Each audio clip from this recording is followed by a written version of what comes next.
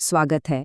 आज हम 17वीं सदी के लिटरेचर की एक ऐसी कविता को डिकोड करने वाले हैं जो सुनने में भले ही पुरानी लगे, लेकिन इंसानी फितरत और रिश्तों के बारे में एक ऐसी सच्चाई बयां करती है जो आज भी एकदम सटीक बैठती है। ये कोई बोरिंग लेक्चर नहीं है, बल्कि एक ऐसा सफ़र है जो पुरानी किताबों के पन्नों से निकलकर सीधे हमारी मॉडर्न लाइफ की उलझनों से जुड़ता है। तो चलिए शुरू करते हैं। तो सबसे पहले जरा इस बेहद दिलचस्प सवाल पर गौर कीजिए। आज हम जिस क्लासिकल टेक्स्ट की बात कर रहे हैं, उसका पूरा रहस्य इसी एक सवाल में छिपा है।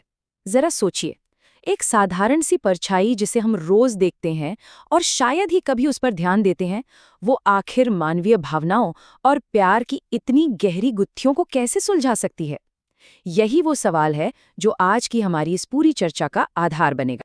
अब इस मिस्ट्री को गहराई से समझने से पहले थोड़ा इस बात पर बात करते हैं कि पोएट्री यानी कविता आखिर काम कैसे करती है।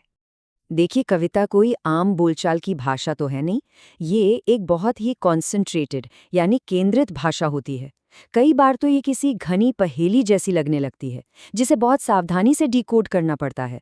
इसमें शब्दों को सिर्फ उनके डिक्शनरी वाले अर्थ के लिए नहीं, बल्कि उनकी आवाज़, उनकी लय और उनके गहरे प्रभाव के लिए चुना जाता है। यही वजह है कि कविता का एक एक शब्द बहुत वजन रखता है। और इस खास पहेली को डिजाइन किसने किया है? चलिए मिलते हैं इस मास्टर आर्किटेक्ट से। ये हैं जॉन डन, इंग्लिश लिटरेचर के एक बेहद प्रभावशाली और क्रांतिकारी कवि, जिनका जीवनकाल 1572 से 1631 तक रहा। यकीन मानिए, इनकी सोच अपने समय से बहुत आगे थी। अगर हम इनकी बैकग्राउंड पे नजर डालें तो एक चीज बिल्कुल साफ है, इनकी लाइफ में काफी बड़े धार्मिक और संस्थागत बदलाव हुए थे। एक रोमन कैथोलिक के रूप में पले बढ़ने से लेकर बाद में एंग्लिकनवाद अपनाने तक का इनका सफर काफी उथल-पुथल भरा रहा। और क्या आप जानते हैं, आखिरकार अपनी मृत्यु तक इन्होंने सेंट पॉल चर्च के प्रतिष्ठित डीन के रूप में भी काम किया। जिंदगी के इन्हीं गहरे अनुभवों की झलक इनकी लेखनी में साफ दिखाई देती है। अब डन सिर्फ एक आम कवि नहीं थे, वो असल में एक बहुत ही खास जॉनरा को लीड कर रहे थे, जिसे हम मेटाफिजिकल पोएट्री कहते हैं। इस जॉनर की सबसे दिलचस्प बात इसका आखिरी पॉइंट है। मेटाफिजिकल कविता को इस तरह से लिखा जाता है कि वो आपको अचानक से कुछ नया सोचने पर मजबूर कर दे। ये सिर्फ रोने धोने या अनियंत्रित भावनाओं में बहने वाली कविता नहीं है। इसके बजाय ये आपकी बुद्धि, आपकी वाक्पटुता यानी विट को चुनौती देती है। ये सच में आपको चीज़ों को एक बिल्कुल नए सांचे में देखने के लिए प्रेरित करती है। तो इसी एनालिटिकल माइंडसेट के साथ आइए देखते हैं कि कैसे ये सब उनके masterpiece a lecture upon the shadow यानी कि अ लेक्चर अपॉन द शैडो में एक साथ जुड़ता है। जरा इमेजिन कीजिए, एक कपल पिछले 3 घंटे से साथ चल रहा है।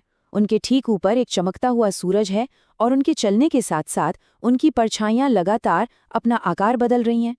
ये सिर्फ एक खूबसूरत नज़ारा नहीं है, बल्कि ये डन का एक बहुत ही गहरा रूपक यानी मेटाफॉर है, जिस पर पूरी कविता टिकी है।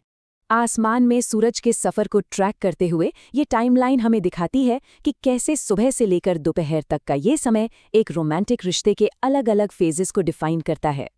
सुबह का समय है इन्फेंट लव यानी नया नया प्यार। फिर आती है बिल्कुल दोपहर, ये प्यार का हाईएस्ट पीक है, जहां परछाइयां पैरों के नीचे कुचल दी जाती हैं और कुछ नहीं छिपता। और फिर दोपहर के बाद का समय, जो प्यार के ढलने या कमजोर पड़ने का प्रतीक है। और यहाँ सबसे बड़ा कैच है, इन दोनों परछाइयों में जो अंतर है वो कमाल का है। जो शुरुआती या सुबह की परछाइयां थीं, वो कपल को बाहरी दुनिया की नज़रों से बचाती थीं, लेकिन जो दोपहर के बाद की परछाइयां हैं, वो उन खतरनाक रहस्यों का प्रतीक है जो अब कपल एक दूसरे से छिपाने लगा है। रिश्ते में गिरावट आने पर ये नई परछाइयां दुनिया को नहीं, बल्कि खुद उस जोड़े को ही अंधा कर देती हैं। इस क्लासिक पोएम की पूरी मैकेनिक्स को समझने के लिए हमें सदियों पीछे जाकर डन के ज़माने की भाषा की बारीकियों को भी समझना होगा। अगर आप इस टेबल में डन के युग की स्पेलिंग्स देखें तो एक पैटर्न नजर आएगा। उस जमाने में अक्सर शब्दों के आखिर में एक एक्स्ट्रा ई लगा दिया जाता था, जैसे आर्स को हावर्स और सन को सन्ने लिखा जाता था। आज की मॉडर्न इंग्लिश में इन चीज़ों को हटा दिया गया है, लेकिन पुरानी कविताओं का असली फील लेने के लिए इसे समझना बहुत ज़रूरी है। इसके अलावा उस दौर के पंक्चुएशन रूल्स भी थोड़े अलग थे। किसी चीज़ पर अधिकार या पोजेसिव फॉर्म दिखाते समय अक्सर अपॉस्ट्रोफी का इस्तेमाल नहीं होता था। जैसे मॉडर्न इंग्लिश के लव्स को बिना अपॉस्ट्रोफी के सिर्फ लव्स लिख दिया जाता था। मॉडर्न रीडर्स के लिए कविता का सही अर्थ निकालने के लिए ये छोटी छोटी बातें ध्यान में रखना बहुत काम आता है। तो इन सभी थीम्स और शब्दों को एक साथ लाते हुए ये कविता एक बहुत ही पावरफुल और एब्सोल्यूट दोहे के साथ खत्म होती है।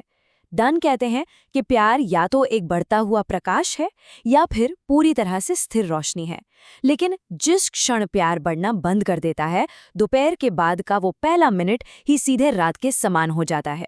यानी प्यार में जरा सा भी ठहराव सीधा अंधकार की तरफ ले जाता है।